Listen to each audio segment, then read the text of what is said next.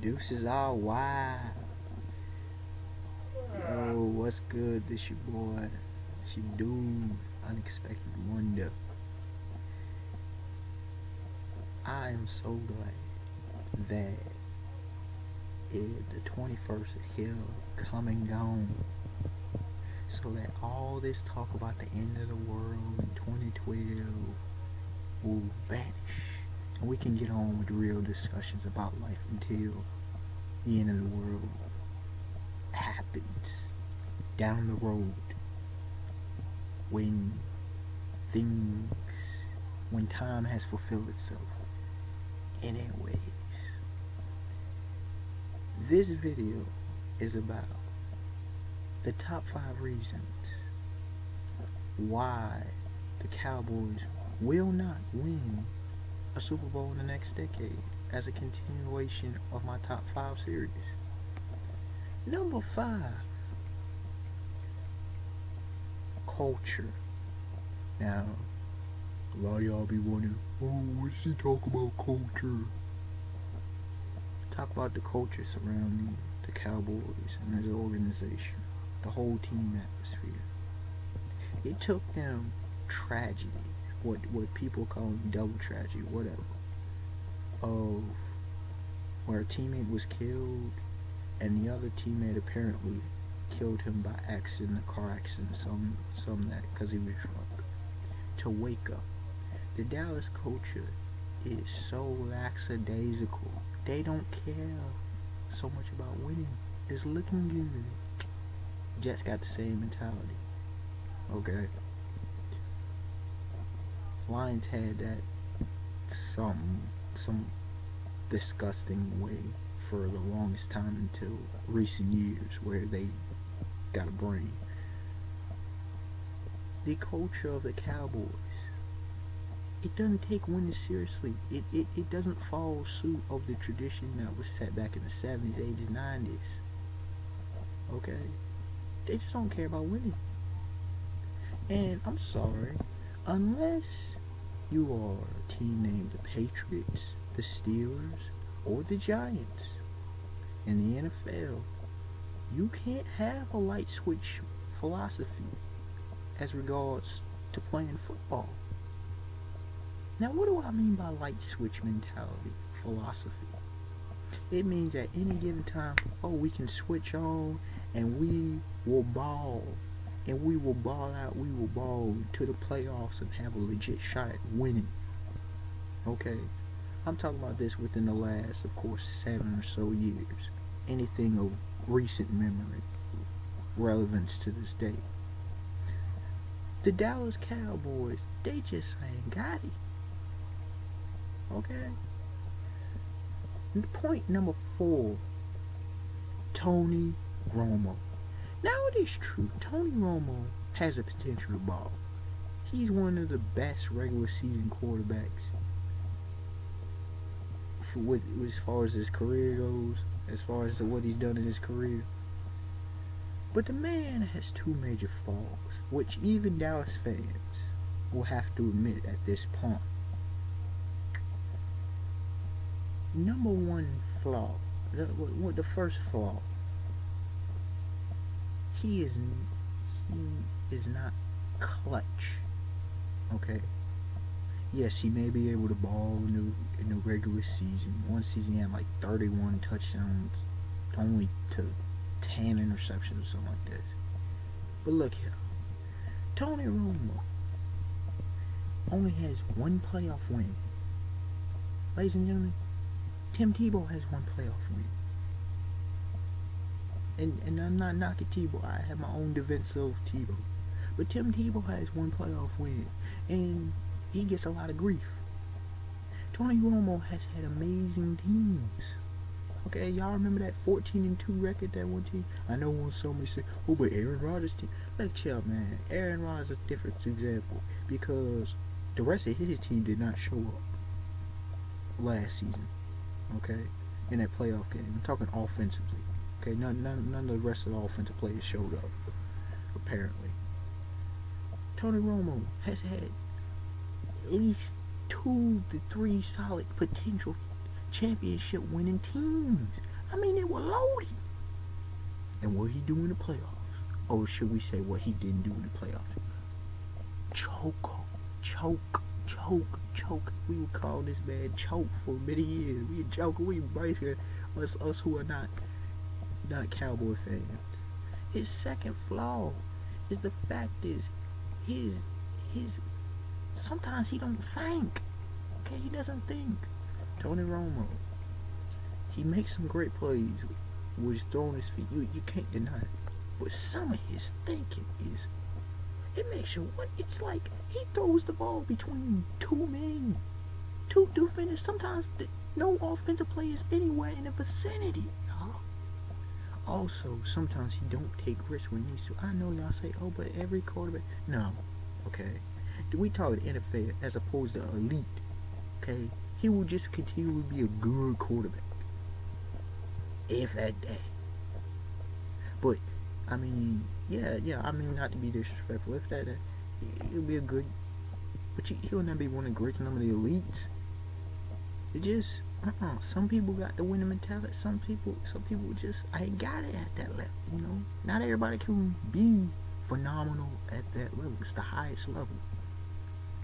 Point 3, the NFC East. In my after observing for the last, like I said, you know, we gonna put in about the last 7 years, right?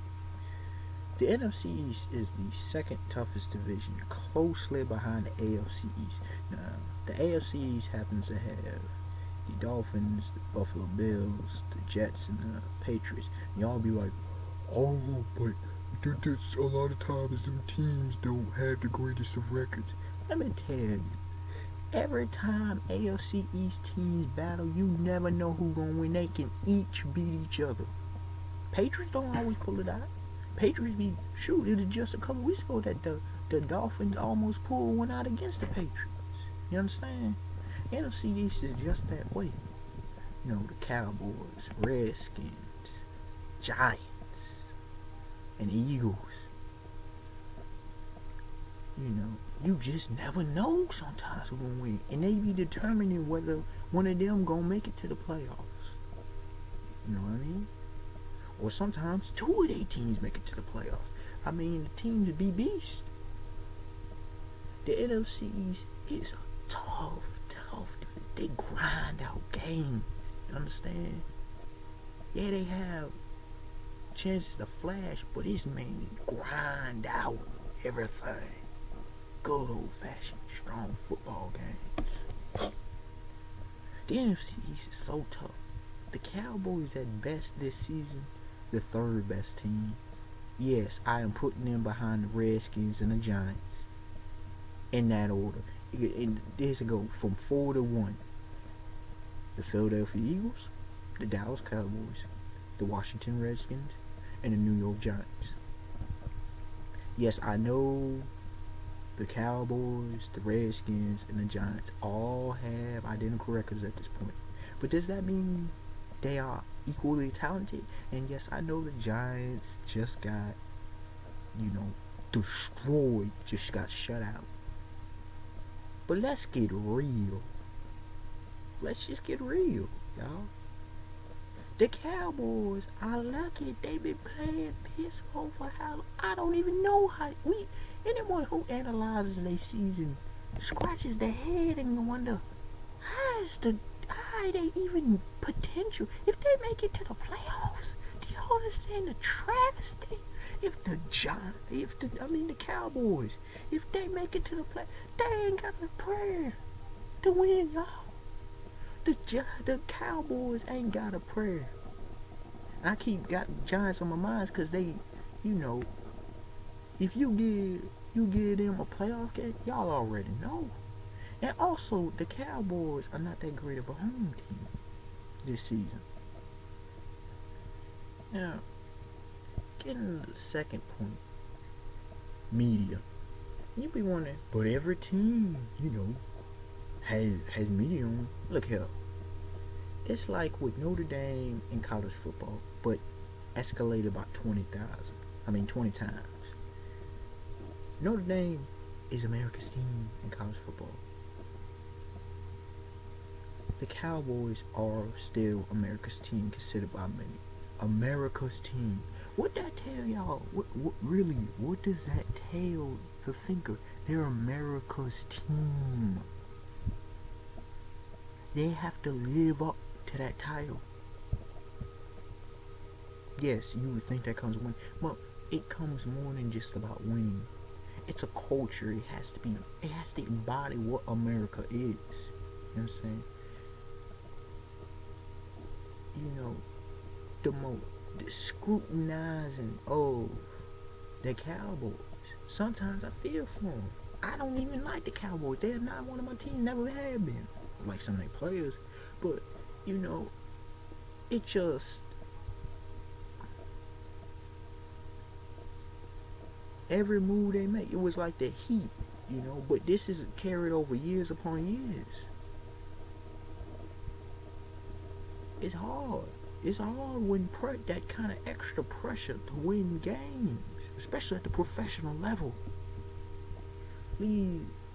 But out of all that being said, they may seem weak points. Here's the number one and real legitimate reason why the Cowboys will not win the next decade is Jared Jones. Now I could talk a whole video on Jared Jones, but let me just break it down to basics. Number one, Jared Jones is a control freak. Number two, Jared Jones, he has money, but he does not have football IQ like that. Just the extension of Tony Romo. And like I said, ain't got nothing against Tony Romo, but he will not give you a championship like he is how. You know, he's got great business. Jared Jones has great businesses, and with the money, you know, with Dallas State, woo, phenomenal, and he got great money back. But that's another extra target on your back to win, another extra pressure. Come on now. Number three, Jared Jones has had beefing with coaches time and time again. I ain't even gonna go into history. Number four, Jared Jones.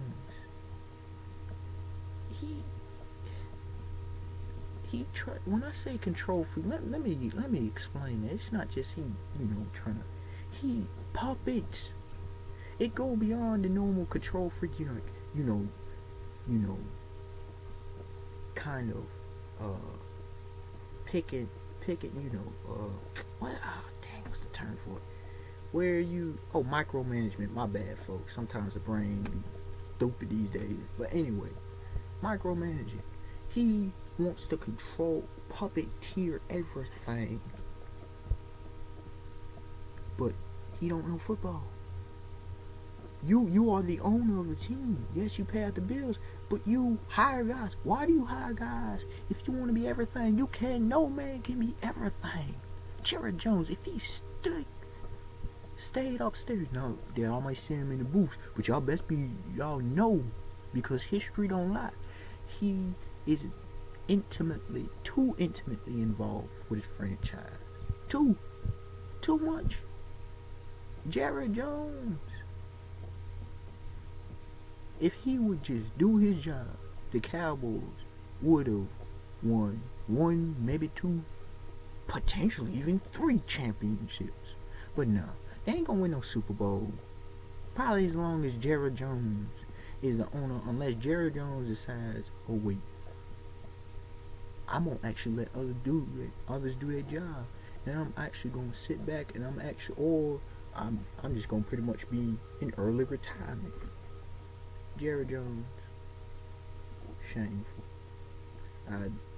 I hope y'all enjoyed the video. Like I said, I'm gonna keep coming with them, and I know some of these be long, but look, y'all, man, if you really talking about an issue, this junk ain't short.